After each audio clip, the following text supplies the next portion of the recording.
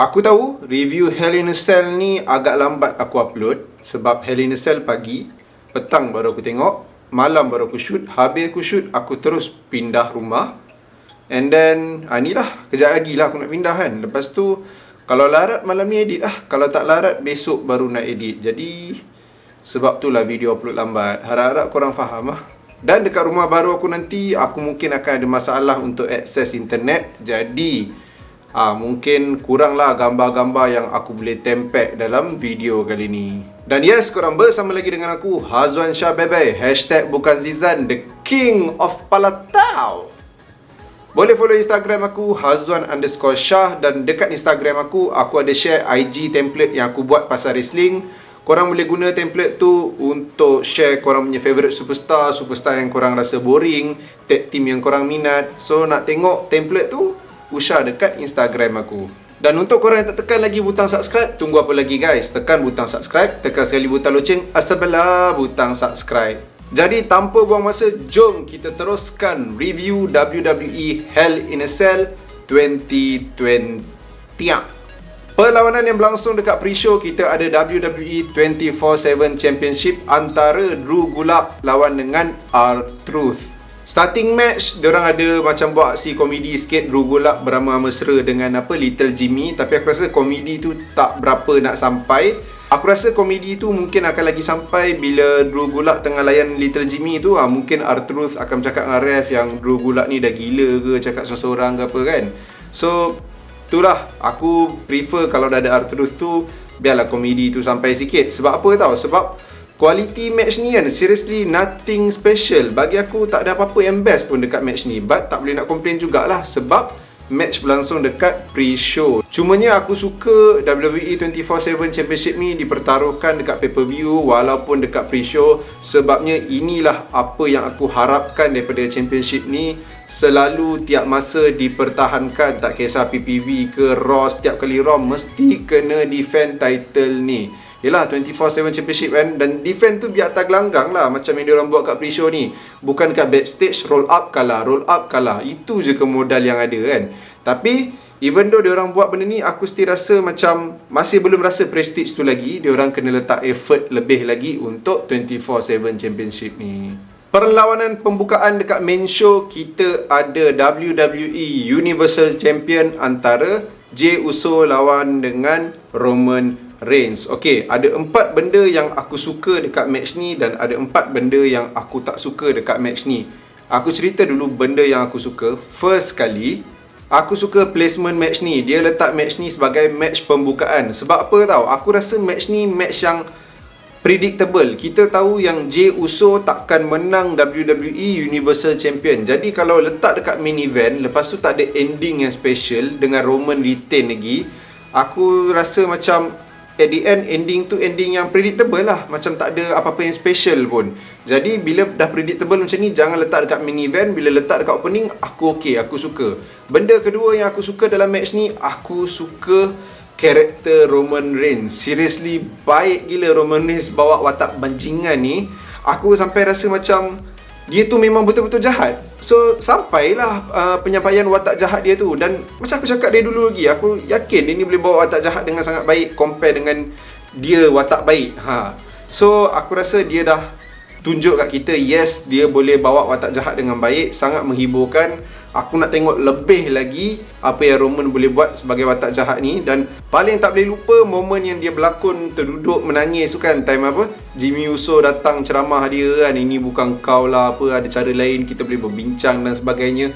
Dia duduk menangis tu, aku rasa macam bapak rasa macam pure gila, macam ikhlas gila dia menangis apa semua kan. Tapi last dia pergi cekik juga Jimmy Uso tu. Lakonan Roman memang baik gila. Karakter yang dia bawa seriously tip top. Yang aku suka ketiga adalah fokus dalam match ni iaitu story. Story dalam match ni jangan cakap Aku rasa tak ada orang akan argue yang match ni ada storytelling yang sangat baik. Dan aku rasa story ni macam kena cukup takat ni, ataupun jangan lebih-lebihkan lagi macam story Seth Rollins dengan Rey Mysterio. Takut bila lebih-lebihkan lagi, orang mula bosan, orang mula naik menyampah dengan Jey Uso. Dan yelah, benda lebih-lebih, benda yang boleh jadi best storyline of the year, nanti boleh jadi worst storyline of the year. So macam jangan lebih-lebihkan lagi. But still, storytelling dalam match ni seriously baik gila. Dan aku suka cara Jey Uso cakap dia I quit. Sebab dia dah kena bantai macam mana pun, dia tetap tak nak kalah. Tapi bila dia tengok Jimmy Uso kena cekik, time tu dia macam terpaksa untuk nak cakap I quit tu. Aku rasa karakter dia dah macam diprotect dengan baik, tak buat dia nampak lemah sangat. Walaupun sebenarnya dalam match tu macam nampak Roman yang memang lagi strong but benda tu aku tak kisah, sebab obviously Roman kena lagi strong. Benda yang aku tak suka dalam match ni, first kali pasal Jey Uso cakap I quit juga. Ya, tadi aku kata aku suka cara dia cakap tu sebab karakter dia macam diprotect. Tapi dalam masa yang sama macam tak berapa nak logik, sebab engkau dah tag team dengan Jimmy Uso punya lama. Engkau sebelum ni dah pernah tengok dia bantai gila-gila, injured dan sebagainya, pernah kena lagi teruk bila kena cekik dengan Roman macam tu, engkau dah lembik terus kata I quit. Macam memang taman betul lah hati Jey Uso ni kan. But then dari segi logik tu, alah sebelum ni kau relax ke tengok Jimmy kena bantai? Takkan kali ni baru kena cekik sekejap, member belum tap out, lemas lagi, kau pun boleh pergi pukul ke apa ke lah. Apa-apa paling-paling pun dia pensan je kan. So macam Jimmy pernah kena lagi teruk, tapi kau cakap I quit. So benda tu aku rasa macam logik dia macam tak cukup strong untuk aku lah. Itu benda aku tak suka. Tapi aku suka jugalah sebab karakter Jimmy tu, karakter Jey Uso tu diprotect dengan baik kan. Benda kedua yang aku tak suka dalam match ni, quality match ni lah. Sebab kalau tanya aku, memang perlawanan dia tak best pun. Macam Jimmy ada bantai dia lebih sikit, tiba-tiba Roman bantai lebih-lebih, ada spear beberapa kali. Macam tak ada benda yang boleh buat aku teringat sangat pasal match ni, sebab semuanya fokus lebih pada story. Memang tak ada benda memorable pasal match ni. Dan bagi aku match ni quality dia memang not that great lah. Dan poin kedua aku ni bawa kepada poin yang ketiga pula. Aku rasa match ni membazir buat dalam Hell in a Cell. Diorang tak terlalu pakai sangat Hell in a Cell tu. Aku setuju kalau match ni jadi match I quit match, sebab nampaklah peranan I quit. Siap referee tanya, nak quit tak? Referee ni macam jadi orang tengah pula kan. So kalau sesiapa nak kahwin, boleh cari referee tu. Memang bagus gila, dia buat kerja, tanya nak quit tak. Dan macam kadang-kadang dia cakap nak quit ke tak nak quit ke, dia bagi tahu kat ni, oh dia ni tak nak quit lagi. Maksudnya macam kau kena bantai dia lagi bagi dia quit kan. So benda tu kelakar je. Tapi tak ada, tu bukan benda yang aku tak suka pun. Aku rasa I quit memang sesuai untuk match ni, tapi bukan dalam Hell in a Cell. Bagi aku wasted buat dalam Hell in a Cell, tapi kau tak utilize Hell in a Cell sebaik mungkin. Dan benda keempat yang aku tak suka dalam match ni, yelah dah buat dalam Hell in a Cell, sepatutnya anything goes dalam Hell in a Cell. Tapi Jey Uso tak mengaku kalah lagi. Dia dah nak pass out ke apa ke, dah macam referee nak berhentikan match. Sejak bila Hell in a Cell punya match jadi lembik macam ni kan? Dah sama dah macam The Fiend dengan Seth Rollins tu. Dah kena hentak dengan timbunan kerusi, dia kena hentak dengan hammer semua tu. Tiba-tiba ref nak stopkan. Tapi Hell in a Cell kot, anything goes. So benda tu buat lagi dalam match ni kan. So aku rasa macam aku cakap tadi baik tak payah buat Hell in a Cell, seriously. Banyak kan benda aku nak cakap pasal match ni. Sebab apa tau, aku rasa match ni macam aku suka gila match ni. Serius aku suka gila match ni. Tapi bila aku kaji balik, ada benda yang tak sempurna juga, dan ada benda yang memang bagus pun dalam match ni. So it's not a perfect match, tapi sebabkan story dia yang sangat strong, karakter Roman bawa tu memang baik gila. Aku suka juga match ni. Sebab dua benda tu mengatasi segala kekurangan dan benda-benda lain Sampai kadang aku time tengah match aku terlupa yang anything goes tu. Aku layankan drama dia orang tu. Tapi bila dah habis match aku kaji, aku macam apa salah dia orang nak beria stopkan, padahal Hell in a Cell kot, anything goes. Selagi orang tu tak quit, selagi orang tu tak kena pin ke apa ke. Macam sekarang ni semua orang lembik tak macam orang-orang dulu kan, tak minum tongkat Ali katnya. But still good job to Roman Reigns and Jey Uso. Jeff Hardy lawan dengan Elias, storyline yang aku rasa macam tak cukup tajam, masih tumpul lagi. Dia macam macam tak ada apa-apa yang special lah. Dan even dalam match ni pun tak ada apa-apa yang special. Aku rasa kualiti perlawanan macam ni baik buat dekat Raw je lah. Instead of ada perlawanan ni, carilah pencabar untuk Asuka ke, defend lah WWE Women Tag Team Champion ke, Sami Zayn defend dia punya Intercontinental Champion dengan Daniel Bryan ke.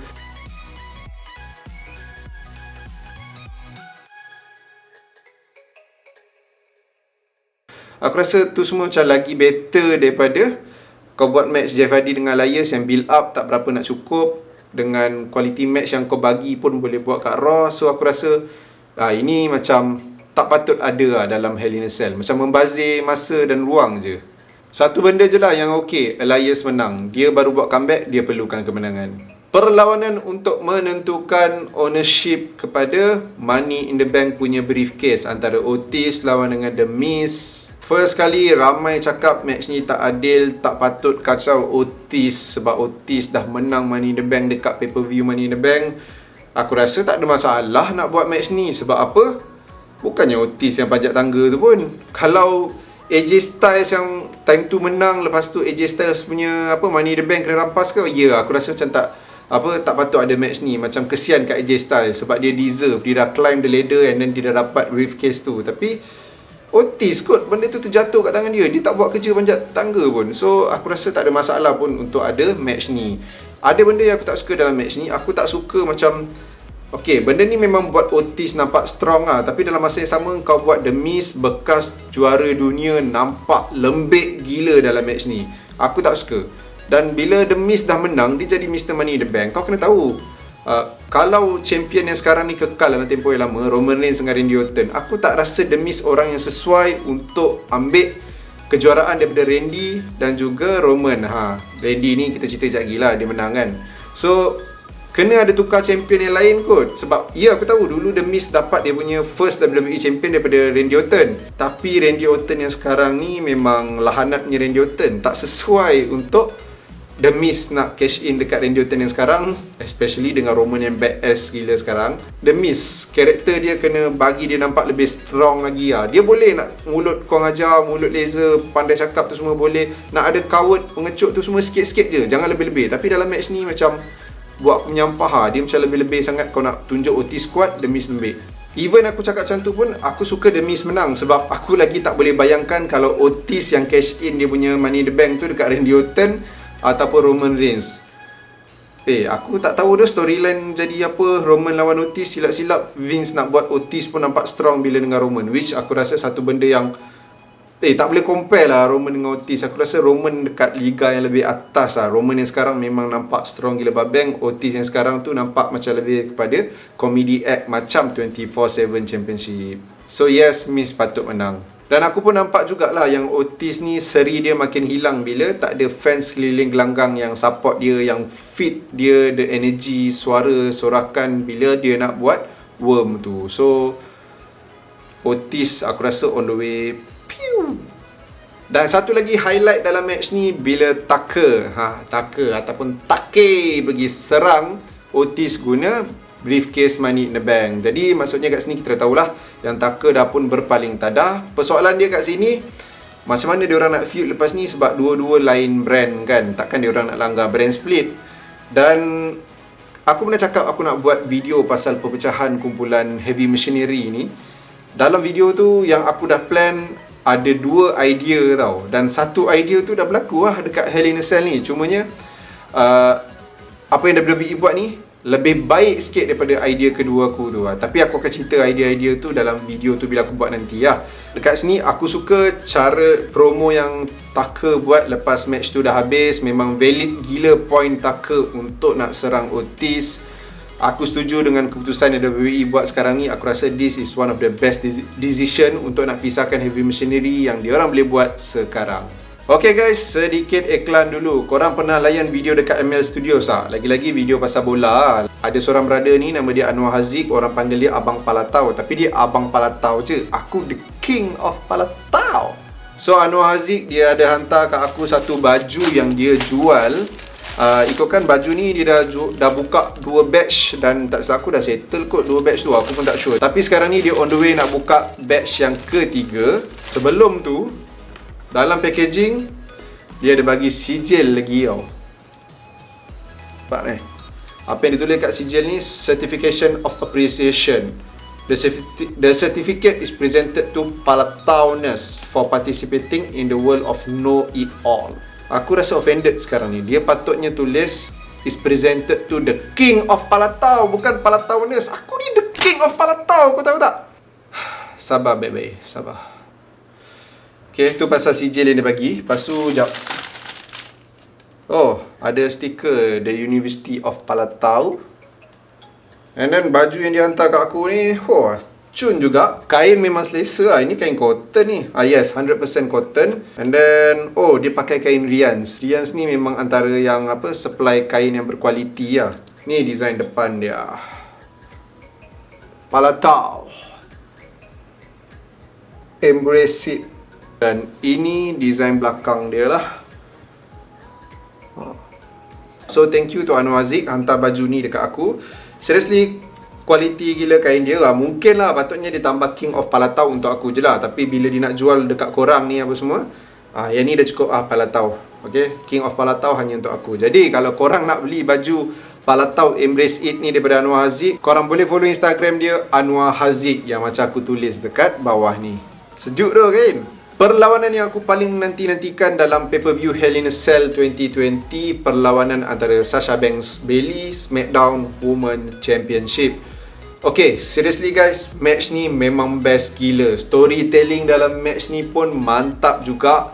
Dah tak jauh lah nak kejar storytelling antara Roman dengan Jey Uso. Seriously, baik gila storytelling dalam match ni. Tapi apa yang lagi best, kualiti perlawanan dia memang best weh. Seriously, best gila. Aku enjoy gila match ni daripada mula sampai habis. Starting yang best, tengah-tengah ataupun isi match yang best, dan juga ending yang aku rasa macam kreatif, ending yang memang out of the box, ending yang aku boleh terima, ending yang memang protect Bayley juga sebab nampak macam sakit Bayley kena benda tu dan dia tak ada pilihan untuk dia terpaksa tap out. Lagi sekali, storytelling best gila, kualiti perlawanan best gila, pacing match ni daripada mula sampai habis memang baik. Walaupun bagi aku match ni best gila, still aku admit lah yang match ni tak boleh lawan apa yang diorang pernah buat dekat NXT TakeOver dulu, Sasha dengan Bayley ni. But still, untuk level main roster, seriously, baik gila match ni. Memang, aku suka lah match ni. Dan keputusan kat sini, Sasha Banks menang jadi new SmackDown Women Champion. Aku rasa bila Sasha dah menang, WWE dah pun bagi kita satu revenge storyline yang sangat baik dekat feud antara Sasha dengan Bayley ni. Dan aku tak rasa benda ni akan effect Bayley pun lah, sebab dia dah pegang championship tu 380 hari. Lama weh. WWE United States Champion antara Bobby Lashley daripada kumpulan The Hurt Business lawan dengan Slapjack daripada kumpulan Retribution. Kualiti perlawanan untuk match ni tak ada apa-apa yang special. Satu perlawanan yang macam Jeff Hardy dengan Elias, aku rasa diorang boleh buat perlawanan ni dekat Raw je. Slapjack pun dah berjaya tunjukkan dekat kita yang tak ada apa-apa yang special pasal dia, tak ada karisma. Even skill-skill yang ditunjuk atas gelanggang pun tak ada apa-apa yang menarik. Kena kreatifkan lagi kumpulan Retribution. Kau kena bagi kreatif lagi ahli-ahli kumpulan Retribution ni. Even Dominik Dijakovic pun dah jadi tiba ni. Skill dia atas gelanggang, jauh beza dengan apa yang kita pernah nampak dulu. Aku rasa macam seri yang dia boleh buat tu pun dah hilang. So, tolong kembalikan balik seri talent-talent ni lah. Slapjack orang kata Shenton pun not bad juga dulu kan skill dia. Tapi semua benda tu hilang lah. So far now memang tak ada apa-apa yang nampak special lah dekat Slapjack dan juga Tiba. Cumanya apa yang aku suka kat sini, feud antara Retribution dengan The Hurt Business ni aku nampak sangat-sangat membantu kumpulan The Hurt Business. Nampak yang diorang ni macam legit gila sebagai stable ataupun kumpulan WWE. Tapi Retribution nampak macam kena tanam lah. Keputusan match ni obviously Lashley kena menang. Kalau Slapjack menang dengan kualiti perlawanan macam ni, dengan apa benda yang ditunjuk atas gelanggang tu, aku takkan boleh terima. Dan main event, Randy Orton, Drew McIntyre, WWE World Championship. Aku sangat appreciate perlawanan ni diorang letak dekat main event sebab macam Roman dengan Jey Uso, aku dah kata benda tu predictable. Tapi untuk Sasha dengan Bayley, Drew McIntyre dengan Randy Orton ni, aku tak rasa match diorang predictable. So kalau antara salah satu match tu letak kat main event, aku memang appreciate gila. Sebab bila match ni nak start pun aku memang tak boleh nak tahu Drew McIntyre menang ke, Randy Orton menang ke.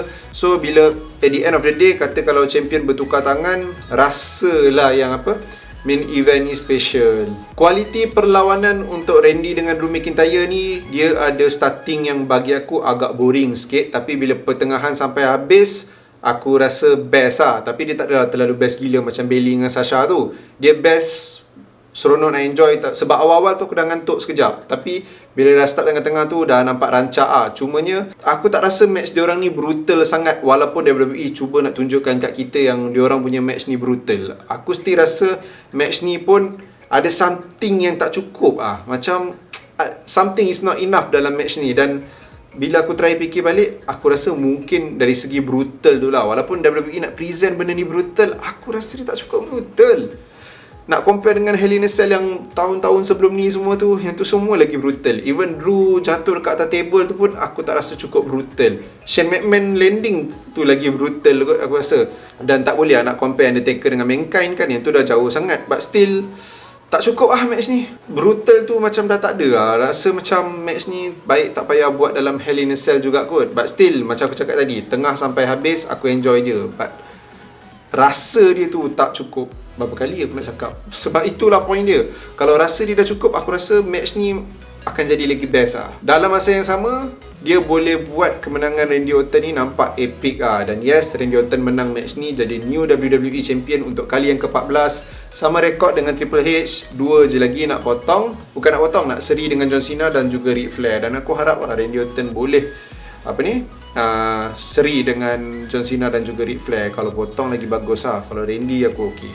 So untuk Randy dengan Drew McIntyre ni, secara overall aku rasa match diorang ni best yang biasa je lah. So secara kesimpulan dia, Hell in a Cell tahun ni aku rasa dia satu pay-per-view yang lebih daripada okey Aku tak boleh nak kata dia okey, aku boleh kata dia best. Walaupun ada banyak match yang tak capai expectation, banyak match yang tak berapa nak best, tapi sebab adanya match yang best dia tu lebih-lebih dia punya best tu, boleh cover lompong-lompong yang ada dekat match yang tak best tu. Dari segi vibe Hell in a Cell ni pun aku agak 50-50. Aku suka tema dia, macam dari segi grafik ada ekor-ekor raksasa, binatang apa benda tu aku suka. Aku tak suka Hell in a Cell tu warna merah. Seriously annoying as perkataan mencarut tu. Kalau aku kena bagi bintang untuk Hell in a Cell tahun ni, aku akan bagi 7/10. Patutnya mungkin aku bagi lagi rendah sebab banyak match yang tak berapa nak best kat Hell in a Cell ni. Tapi macam aku cakap tadi, sebab ada match yang best tu, dia betul-betul best, dia dah cover dah match-match yang tak best tu. Match of the night bagi aku obviously Sasha Banks dan juga Bayley. Dan performer of the night untuk aku obviously Roman Reigns. So guys, itu saja review Hell in a Cell untuk tahun ni. PKP lanjut lagi. Kalau tak perlu jangan keluar rumah. Patuh SOP, kita jaga kita. I'll see you guys again in the next video, motherfucker.